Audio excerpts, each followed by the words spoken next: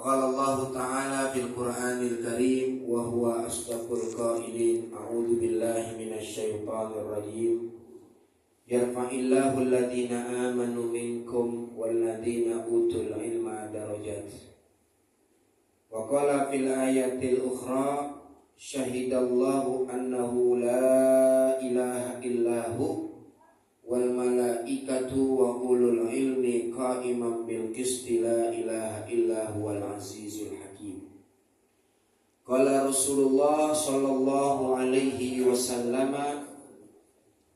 طلب العلم فريضة على كل مسلم وقال في الحديث الآخر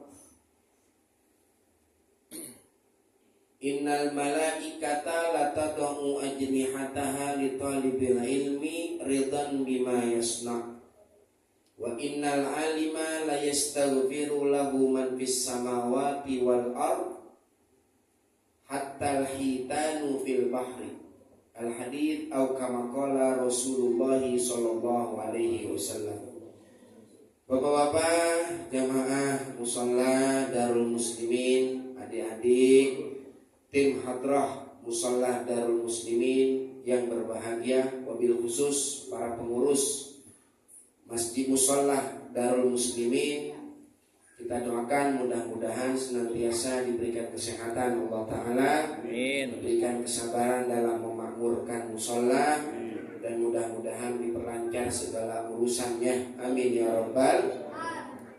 Ma'asyiral muslimin rahimakumullah. Sebetulnya Bapak Dayat ini baru kemarin mengundang saya, saudara. Sabtu siang kebetulan saya lagi nganterin istri, ada keperluan bulanan yang mesti saya nafkahkan. Tiba-tiba ada telepon dari mertua ibu saya, mertua perempuan maksudnya. Karena mertua saya angkat, saudara, ternyata Pak Dayat ngundang saya. Katanya saya punya nomor Ustadz, kalau timbang telepon doang mah bisa nelpon langsung pakai HP-nya. Pikir saya Ustadz ada di Jati Padang, saya ke rumah nggak ada. Akhirnya mertua saya yang nelpon saya. Saya tanya ada keperluan apa? Kata beliau bisa tidak mengisi tausiah sedikit untuk penutupan tim hadroh mushola Darul Muslimin.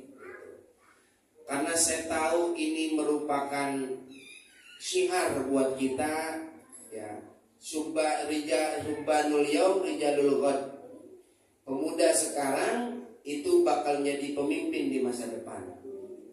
Ini 20 tahun lagi pengurus al-musholah Darul Muslimin, 20-30 tahun lagi entah masih hidup apa kagak, wallahu a'lam. Gak tahu nih siapa yang mau memakmurin di masjid. Siapa kalau bukan mereka ini yang mau makmurin masjid. Itu yang pertama. Yang kedua, saya pikir ini mesti harus saya sampaikan pula kepada remaja-remaja, khususnya di Jati Padang, saudara. Karena banyak daripada remaja-remaja di Jati Padang saya lihat banyak yang sama pengajian kurang respect, kurang respon, kurang minat kepada pengajian. Ini udah begini aja dia udah bagus ini. Artinya dia relakan waktu-waktu bermain dia, seusia dia dan lain sebagainya, dia untuk latihan hadroh, itu sudah bagus. Saya sebetulnya ini malam ada taklim di Musola Lisan pada Isya, tapi saya undur 9:30 karena saya pikir ini acara penting juga, dakwah juga. Saya kasih masukan-masukan, nanti barangkali ya diterima, alhamdulillah. Tidak diterima juga nggak apa-apa, gitu ya. Tapi pasti diterima kayaknya. Ya. Saya sih ustazan diterima, saudara.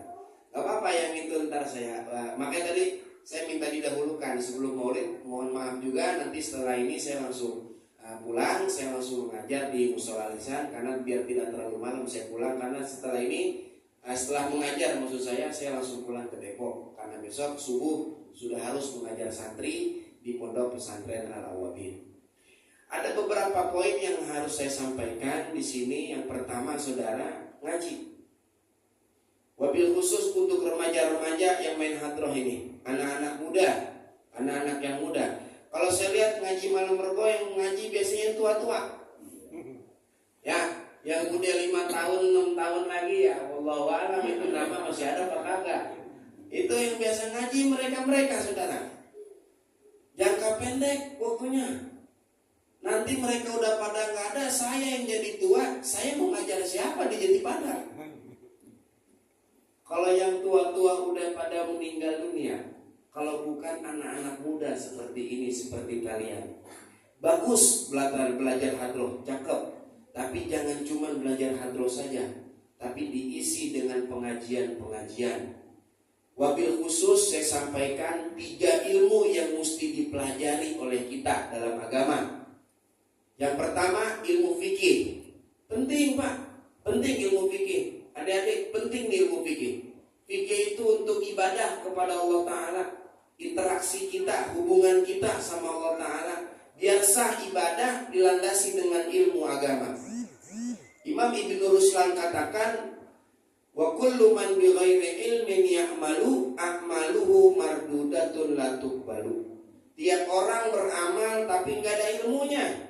Sholat pikir dia udah sah aja, ternyata dalam fikih nggak sah. Emang kenapa? Karena nggak ngerti caranya beribadah sholat, rukunnya ada berapa, yang batalin ada berapa, wudu yang benar bagaimana tuh. Ini pernah kejadian Pak di satu musola, saya nggak sebut. Imamnya lupa tasyahud awal sholat isya. Imam lupa tasyahud awal, diri langsung atas. Makmum subhanallah, biasa kan kalau imam salah dikit mereksa orang cepet banget. Aib sendiri susah mereksanya ya. Itu udah menjadi kebiasaan kita tuh gitu. Ngoreksi orang subhanallah, subhanallah, subhanallah. Imam gak turun-turun. Kenapa imam gak turun? Sebab dia tahu kalau dia turun dia batal sholatnya. Tasyahud awal itu sunnah, berdiri saat sholat itu wajib. Kalau udah ngerjain wajib nggak boleh balik ke sunnah. Kalau dia balik ke sunnah maka sholatnya batal. Ini makmum bingung, akhirnya diduduk aja sampai imam tasyahud akhir, dia belum diri juga. Imam salam, dia naik tambah 2 rakaat. Selesai salam, imam bilang semua ulang sholatnya. Kenapa saudara? Sebab saat imam tidak mengerjakan tasyahud awal, maka makmum harus tidak mengerjakan tasyahud awal. Dalam fikih begitu. Tajibu fihi muwafaqatul imam fi tarkan la fi'lan. Itu sebagai contoh di dalam fikih, kita harus pahami itu saudara. Wabil khusus kita yang tiap hari sholat berjamaah, ada berapa syarat-syarat sholat berjamaah dan lain sebagainya, itu mesti kita tahu. Belum nanti masalah puasa Ramadan, belum nanti masalah zakat. Oh ini penting. Panitia-panitia zakat yang ada di musola, yang ada di masjid, jangan dijadiin panitia kalau nggak ngerti zakat. Ini zakat orang, hati-hati bisa tidak sah. Kalau nggak sah tanggung jawab kita di hadapan Allah Ta'ala. Waduh, mana 2 karung lagi beras, banyak banget, kagak sah lagi semuanya. Emang apa jadi kagak sah? Karena nggak ngaji. Karena nggak ngaji biar benar ibadah, biar benar hubungan sama Allah Ta'ala. Fikih ajiin, walaupun tipis Safinatun Najah baca. Kata guru saya saudara, kata guru saya nih, orang ngaji Safinatun Najah dia hatam, paham, diamalin yang ada di Safinatun Najah, surga buat dia. Saya yakin omongan saya punya guru. Idil fatah hasba'ti qadihi rufi wa kullu man lam ya'taqid lam yantafi. Orang itu tergantung keyakinan dia kepada gurunya, maka rufi dia akan diangkat derajatnya Allah Ta'ala. Wa kullu man lam ya'taqid lam yantafi. Tiap murid yang gak yakin sama omongan guru, lam yantafi, ilmunya gak bakal manfaat. Saya yakin saya punya omongan guru saya tadi, kalau orang belajar Safinatun Najah walau tipis, hatam, diamalkan, maka surga balasan dia. Tuh, fikih yang pertama. Yang kedua apa? Belajar tauhid toh. Cari guru tauhid. Ya, cari guru tauhid. wujud, hidang, bako, mukhalafatul hawadith. Ini bapak-bapak dulu waktu zaman-zaman kecil nih ngalamin barangkali mungkin nih kalau musola masih banyak yang wujud, hidang, bako, gitu ya. Itu apa? Itu wirid tauhid itu saudara. Dan bukan cuma hafal orang dulu mah. Orang dulu bukan cuma hafal, paham dan menghayati dan mengaplikasikan 20 sifat wajib Allah di dalam kehidupan sehari-harinya. Ya, yang terakhir ilmu tasawuf yang wajib dipelajari. Kenapa tasawuf wajib, saudara? Dia punya ilmu, dia punya amal, dia punya ibadah. Itu bakalan sia-sia kalau hatinya masih punya dengki sama saudara.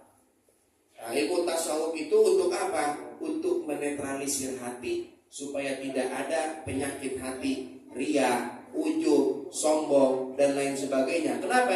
Orang kalau punya amal tapi hatinya dengki sama orang lain, maka itu amalnya hapus semuanya gara-gara dengki.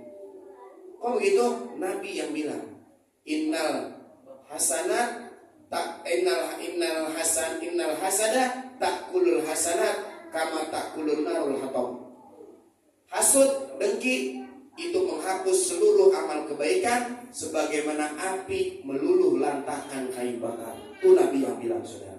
3 aja tuh ilmu dipelajarin, fikih, tauhid sama tasawuf. Jangan cuman qasidah doang, jangan cuman sholawatan doang. Sholawat bagus pak, nggak ada yang bilang jelek. Siapa yang bilang jelek sholawat? Qasidah bagus, siapa yang bilang jelek qasidah? Nggak ada yang bilang jelek. Lebih bagus lagi majelis tersebut qasidahan, sholawatan, diadakan pengajian kitab. Itu lebih bagus saudara. Dan yang lebih penting lagi, ngaji jangan jauh-jauh. Ini orang Depok nih, orang Depok saya pak nih, saya orang Depok pak.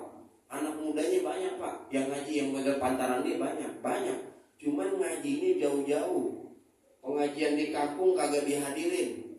Ustadz kampung ngajar di musolanya nggak hadir. Hadir kemana-mana, ke Ciracas, ke Monas, ke Istiqlal. Kampung yang hadir pengajian dia nggak hadir. Emang lu ntar mati siapa yang mau nalkinin? Kan nggak mungkin guru lu yang di sono. Kita mati, kita meninggal dunia, entar siapa yang mau bikin tahlil? Emang mau yang sono datang kemari? Datang kemari kagak bakal mau. Sekalinya mau juga malam ke-40. Malam ke-40. Saya bicara ini penting untuk masyarakat kita. Jangan sampai anak-anak muda lagunya kayak orang luar, cuman ilmunya nggak diserap, cuman gaya doang jadinya. Ya ngomong pakai go gitu, gaya doang, ilmunya kagak ada. Ambil ilmunya kalau ngaji di luar. Pun demikian kalau di sini ada pengajian, datang ngaji. Imam Ibnu Malik katakan waqaddimil akhassa bil tisali waqaddiman masyita bil tisali. Dalam Alfiah Ibnu Malik dikatakan dahulukan yang terdekat baru kau ambil yang jauh. Saya kasih contoh pak. Kita kalau makan bisa pakai tangan, bisa pakai sendok. Pakai mana yang lebih bagus? Sendok. Tergantung makanan ya. Kalau berkuah ya pakai sendok. Mau makan mie rebus mau pakai tangan. Kalau nasi udah nggak terlalu panas, pakai sendok atau pakai tangan bagusnya? Tangan. Kenapa? Dahulukan yang nyambung sama kita, yang dekat sama kita. Mana yang dekat sama kita? Tangan. Kalau sendok mah bisa-bisa sama kita. Dahuluin ngaji yang ada di kampung. Yang ada di kampung kita haji datang ke masjid, datang ke musola.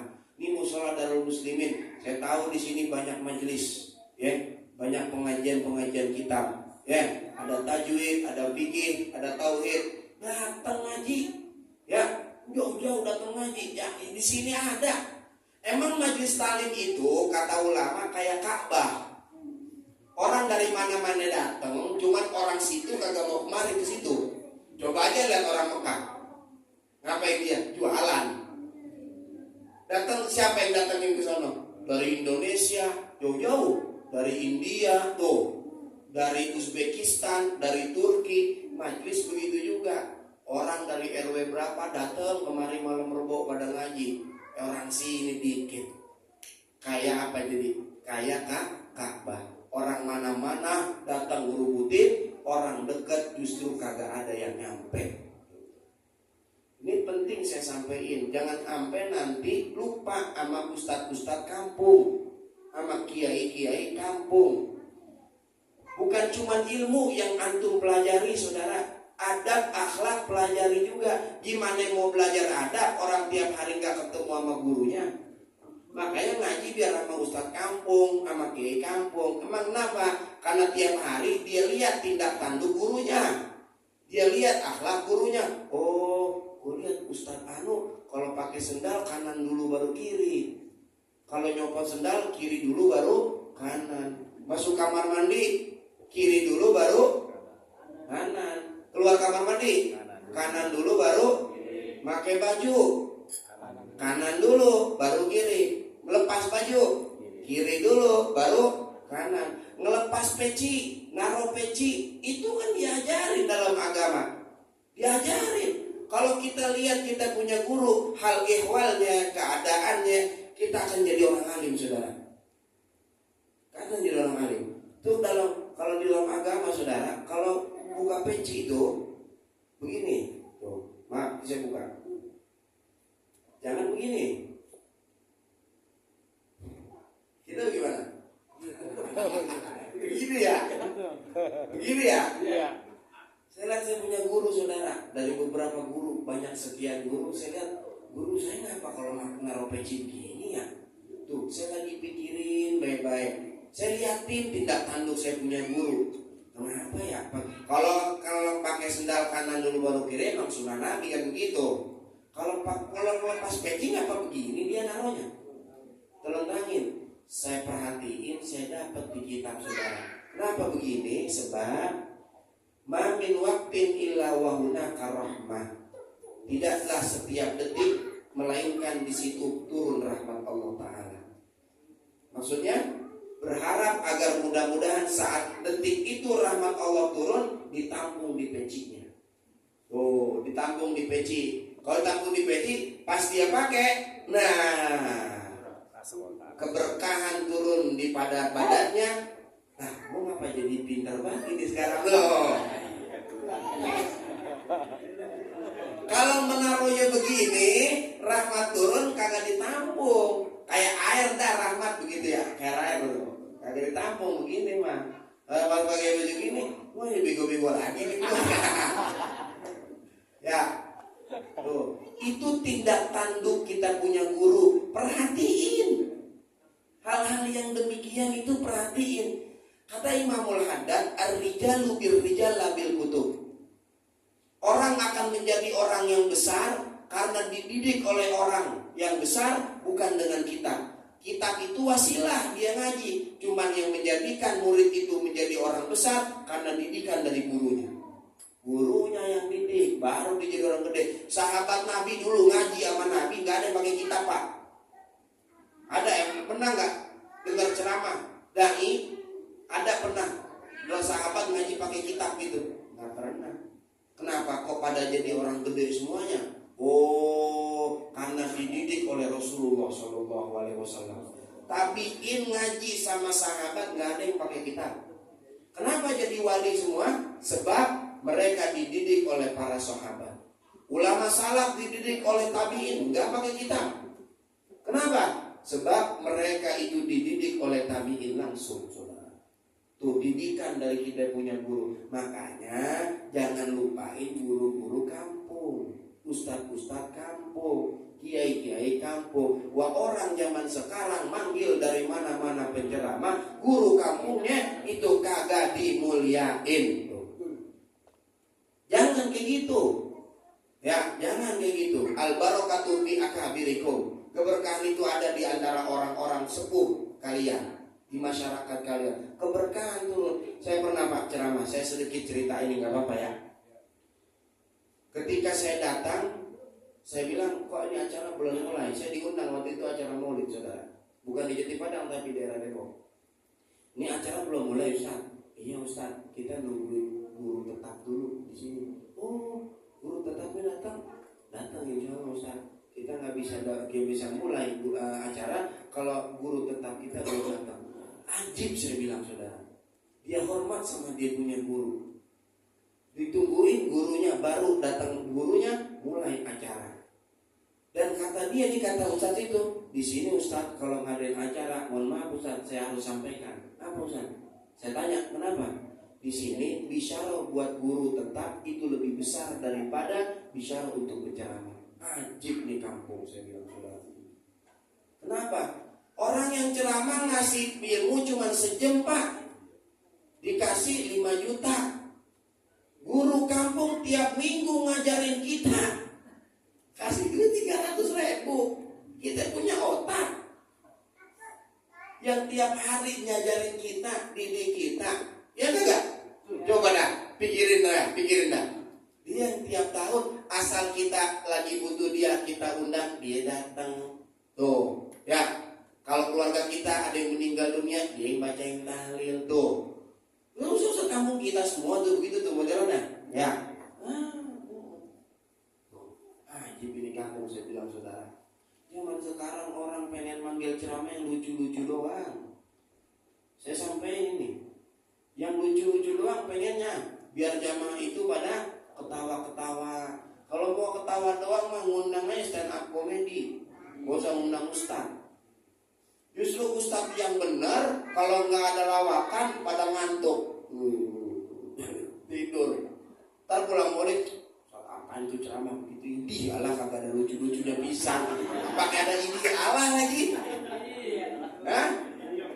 Kata Muallim Syafi'i Hadami, saat banyak orang ceramah dan sedikit orang ngaji kitab, di situ kemerosotan umat Nabi Muhammad. Sekarang kita lihat yang ceramah banyak banget, masya Allah ya. Kagak tahu itu dia dari pesantren apa bukan. Panggilannya ustaz, panggilannya kiai. Dari senyantri kita 20 tahun susah-susah ya. Boro-boro kita mah begitu ya. Waduh, dia enak banget saudara. Begitu. Kata Muallim Syafi'i Hadami, kemerosotan zaman di sini. Kemerosotan zaman. Nah, lihat zaman sekarang anak-anak muda yang model-model begini yang pada kagak ngaji. Kita lihat di media sosial kemarin penganiayaan ya. Ada lagi tadi saya baru lihat lagi, ada siswa SMP dibacok sama temennya. Itu ya Allah. Ada lagi anak yang mencabuli adiknya sendiri. Ya Rabbana. Itu kenapa bisa terjadi seperti itu? Karena pengajian itu tidak ada di dalam diri dia. Agama tidak ada dalam hatinya dia. Alhamdulillah, orang Darul Muslimin kudunya bangga punya anak-anak muda kayak gini. Ini udah benar nih begini nih, udah dibentuk tim hadroh begini. Tinggal kelanjutannya cariin mereka guru yang benar. Cariin. Mau selamat apa enggak kita punya kampung tergantung pada diri kita semuanya. Kalau mau selamat, cariin guru-guru yang benar buat mereka saudara.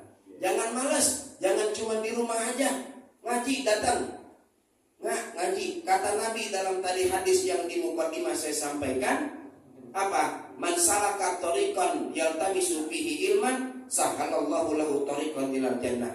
Orang yang keluar dari rumah datang ke majelis taklim, ngapain? Nyari ilmu. Niatnya nyari ilmu. Awal niat nyari ilmu, nyampe majelis tidur, itu udah masuk niat. Kan kita begitu ya. Mana bang? Kata bini, ngaji gua.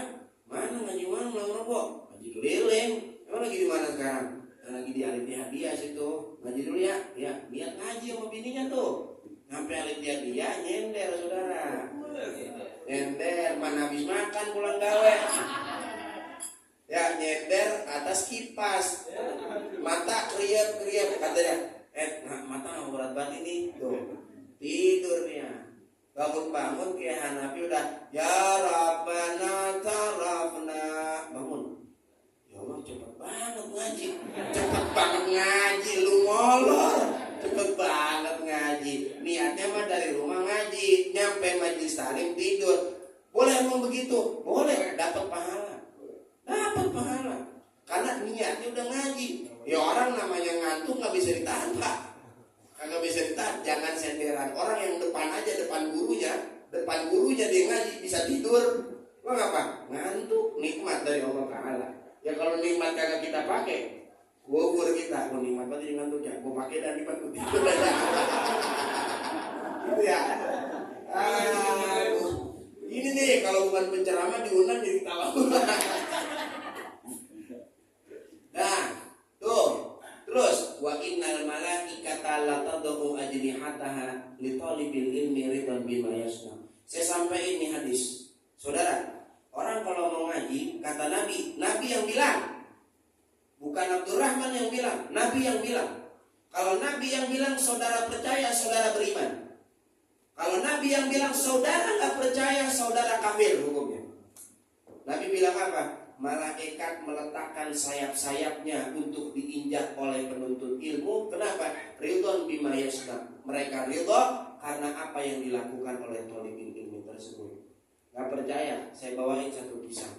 Ada seorang wali min auliyaillah, seorang syekh, seorang ulama yang bernama Syekh Ahmad bin Abi Al-Ja'ad. Beliau ini luar biasa, wali bin auliyaillah. Ada dua orang kakak adik, Pak. Yang satu namanya Abdullah Ba'abbad, yang satu namanya Umar Ba'abbad.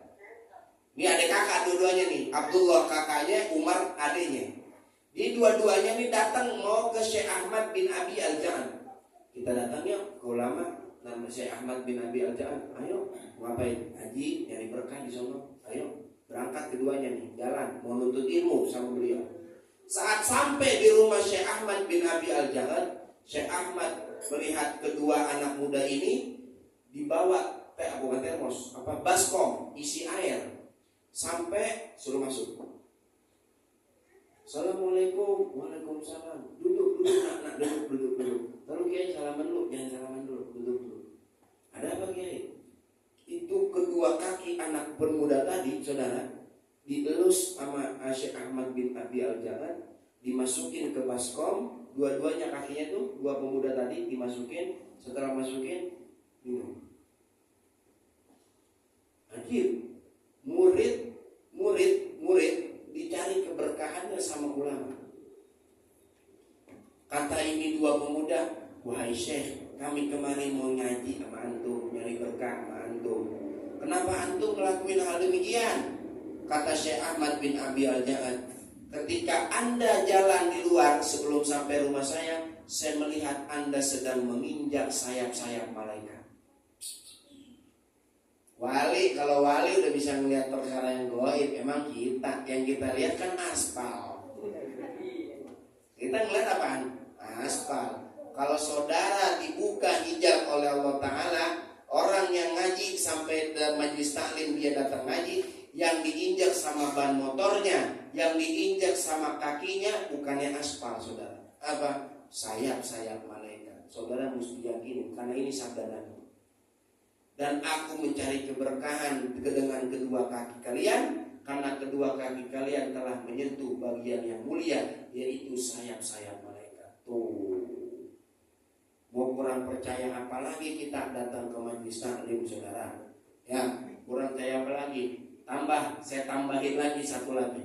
Wa innal alima la yastaghfiru lahu man fis samawati wal ardi hatta hitanu fil bahri. Orang yang alim, orang yang ngaji, dia punya ilmu, itu diistighfarkan, diminta ampunkan oleh penduduk langit dan penduduk bumi. Hatta hitan fil bahri, hingga ikan-ikan di lautan istighfar buat orang-orang yang ngaji dan orang-orang yang ngajar. Kenapa kok ikan-ikan pada minta istighfar? Begini Pak, kata Imam Al-Habib Zain bin Ibrahim bin Sumed, perhatikan nih, saya punya omongan saudara. Orang kalau ngajar, muridnya ngaji. Ini murid ngamalin yang diamalin gurunya. Ini namanya amalan murid yang diajarkan oleh gurunya, itu mendatangkan keberkahan dan rahmat dari Allah Ta'ala, dan mendatangkan hujan rahmat dan keberkahan dari Allah Subhanahu wa Ta'ala.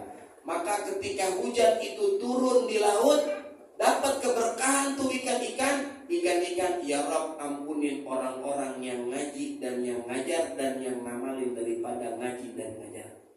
Tuh, saking gedenya pahala orang datang ke majelis ilmu, ngamalin yang pentingnya. Amalin yang penting. Ini kan tawakufannya. Sementara kan, ya jangan sampai penutupan tutup selama-lamanya nih. Ya, jangan sampai ntar habis lebaran buka lagi, cariin guru ngajinya, Padayat, cariin guru ngajinya yang benar biar pada ngaji. Bawa kitab, bawa pulpen, bawa buku, ngapain? Nulis. Emang apa mengaji baru pakai nulis, yang lain juga pada kagak nulis? Saudara, kalau ngaji nggak nulis, pulang dari majelis taklim lupa. Iya nggak? Iya. Ngangguk-ngangguk di masjid doang, keluar masjid juga udah lupa. Tanya sama bini, ngaji apa bang tadi bang? Sama Ustaz Abdurrahman. Ya ngaji apa gue ya? Tapi mana sih ngaji apa kagak? Lupa. Habis gajukan banyak banget tadi kemarin. Ibunya luntur jadinya. Ngaji tuh nulis, kita tulis biar ada kenangan buat anak kita, cucu kita. Kita udah nggak ada tuh buku, masih ada dibaca sama cucu kita. Ya Allah, engkong gua dulu ngaji Fathul Muin, engkong gua dulu ngaji Tafsir Jalalain. Ya Allah, malu nih cucu nggak ngaji begini nih tuh. Ya ngaji, kita beli kitab biar berkah. Jangan kata begini, dah gua kitab buat apaan? Anak gua kagak ada nyantren, mau bisa baca kitab dia. Jangan ngomong gitu, saudara. Bisa jadi ntar saudara punya cucu, ustadz, kiai, satu kitab berkah buat cucunya. Bisa jadi tak cicit saudara jadi kiai, ntar kitab berkah buat cicit saudara. Jangan ngomong begitu. Beli aja kan. Bawa ngaji nulis saudara. Perjuangan ulama-ulama zaman dulu untuk mengaji luar biasa dahsyatnya. Imam Syafi'i, imam madhab kita nih. Imam madhab kita jangan melihat udah enaknya doang dipanggil imam. Lihat perjuangannya, kita memang kadang begitu. Ya, enak amat ya jadi kiai ya, baca doa kuntet doang aja 200.000 tuh. Lu lihat kiainya, lihat perjuangan dia dulu ngaji, gimana? Datang ke rumah guru, ya zaman dulu nggak ada motor, naik sepeda, nyampe rumah guru, kata guru libur dulu ya, buset libur dulu. Dulu kan malah kagak ada handphone WA. Saya ingat tuh Pak, saya punya njit almarhumlah Buya Kiai Abdurrahman Nawi, rumahnya dulu Tebet Pak, dekat lapangan Honda di situ, Tebet Barat. Ngaji di Empang Bogor, Habib Abdullah bin Muhsin Al-Atos ngaji beliau tuh, naik sepeda dari Tebet ke Empang Bogor, naik sepeda, mengayuh sepeda. Di tengah jalan dia sembari jualan sarung 3 biji. Buat apa? Buat biaya kakek saya ngasih hadiah ke gurunya. Ketemu sama gurunya, laku sarung 3 dibagi gurunya buat hadiah. Pulang gak bawa duit, tiap hari begitu Pak. Gimana perasaan Bapak kalau ngaji begitu, nyampe Empang Bogor, Abdurrahman Nawi ngaji libur dulu. Coba. Teman-teman mah gue gampang. Yang aja guru. Coba. Luar biasa orang zaman dulu. Imam Syafi'i, jangan lihat dari imamnya doang, lihat dulu ngaji bagaimana. Nih saya kasih tahu, saya ceritain. Lagi ngaji sama Imam Malik gurunya. Saat Imam Malik sedang mengimla hadis 18 hadis, Imam Syafi'i orang miskin, orang nggak punya. Dia nggak punya pulpen, dia nggak punya kertas buat tulis. Buat dia bagaimana tulisnya? Tulisnya pakai ludah. Pulpennya yang dijadikan adalah telunjuknya, kertasnya beliau adalah telapak tangan beliau. Jadi begini nulisnya. Ada kagak orang ngaji begitu sekarang? Kagak ada. Pulpen berapa sih sekarang Pak? 2.500. Beli kuota sanggup, pulpen kagak. Ya. Imam Malik lagi baca hadis, dia ngeliatin, ini murid dari tadi mainin tangannya aja, tapi nggak mau motong karena ini hadis Nabi. Selesai ngaji pada bubar dipanggil, budak sini, iya guru ada apa? Masmuk, nama ente siapa? Muhammad bin Idris. Nama anak Muhammad bin Idris. Anak lihat tadi ente lagi main-mainin tangan. Ngaji jangan kayak gitu tong ya, jangan main-main tangan mulu ya. Kalau sekarang mah ngaji jangan main HP mulu ya. Ngaji jangan jikiran mulu ya. Kadang begitu kan saudara. Gurunya lagi ngajar, kiai lagi ngajar, ustaz lagi ngajar, tasbih dipegang. Apalagi handphone.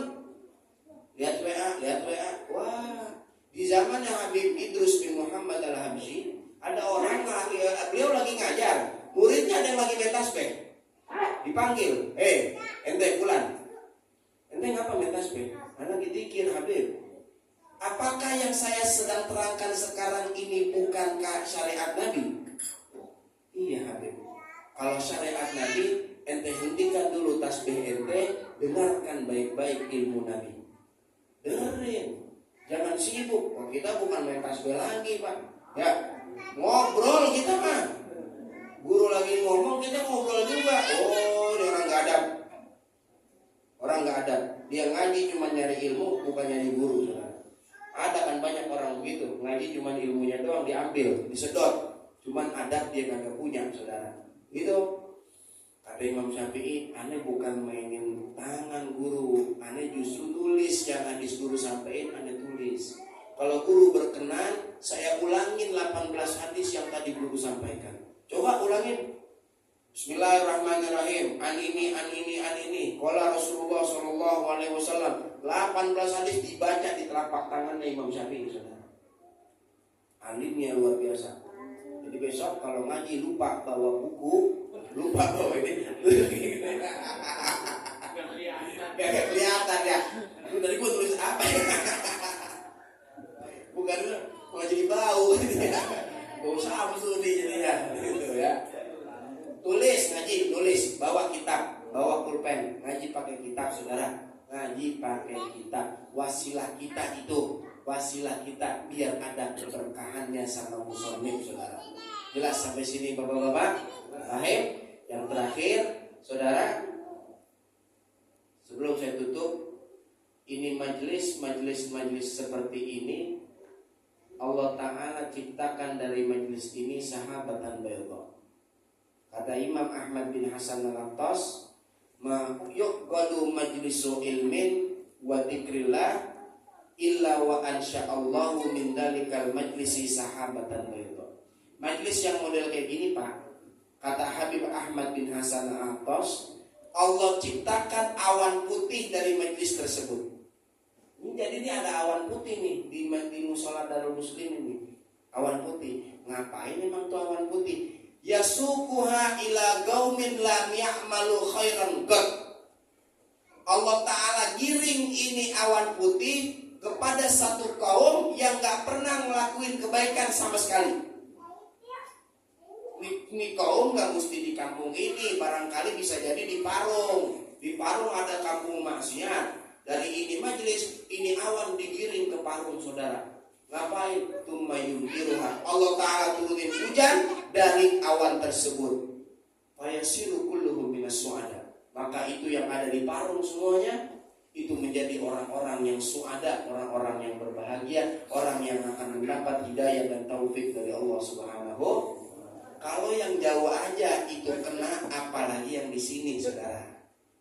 Apalagi yang di sekitar Darul Muslimin. Mudah-mudahan semua kampung kita menjadi berkah lantaran anak-anak muda yang mau mengaji, yang mau duduk di majelis taklim. Amin amin ya rabbal alamin. Besok udah mau nisfu Sya'ban. Saya mohon maaf apabila ada ucapan saya, tindakan saya, perbuatan saya yang kiranya kurang berkenan selama ngajar malam Rabu bertepatan di musola Darul Muslimin atau pergaulan di luar ini semuanya. Mohon maaf apabila banyak salah ya, karena orang yang gak diampunin Allah Ta'ala pada malam nisfu Sya'ban adalah salah satunya musyahid, orang yang sama saudara masih punya dengki. Yang kayak orang Betawi udah dengki sampai mati gak dimaafin.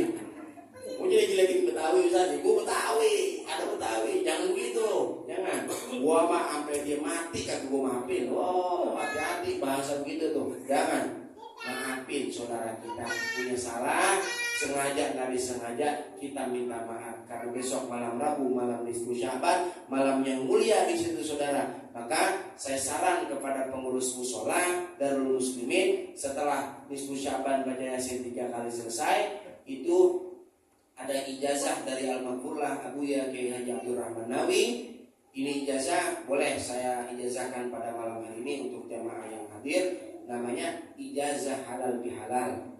Nanti ijazah ini juga bisa diamalkan saat nanti perayaan sholat hari raya Idul Fitri, ya, Idul Fitri. Jadi tolabul halal, saling minta halal sama saudara. Cara baca begini Pak, bapak-bapak sekalian, ibu-ibu sekalian, saya maafkan, saya ikhlaskan, saya ridhokan kesalahan-kesalahan saudara, besar, kecil, disengaja ataupun tidak, zahir, batin, karena Allah Ta'ala. Itu semuanya pada mengucap semuanya begitu. Itu namanya ijazah dari Al-Maghfurlah Abuya Kiai Haji Abdul Rahman Nawi.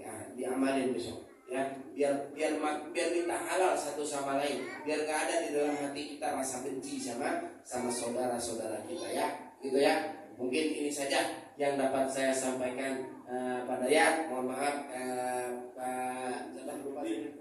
Pak Mahyudi, Sekretaris RW 9, ya saya lupa.